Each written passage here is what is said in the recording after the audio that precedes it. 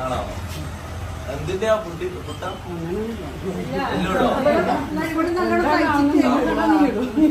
സാമൂഹ്യ പ്രവർത്തക.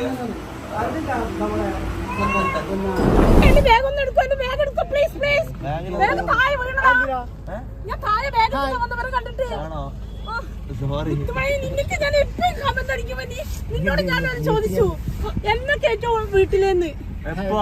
നീ ഒരു വീഡിയോ ചെയ്തിരുന്നു ലൈവ്. എന്തുട്ടാന്നറിയോ? ഞാൻ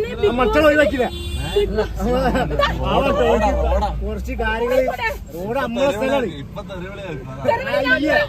മറുപടി പറയാന്. അല്ല എന്തൊക്കെയുണ്ട് വിശേഷം?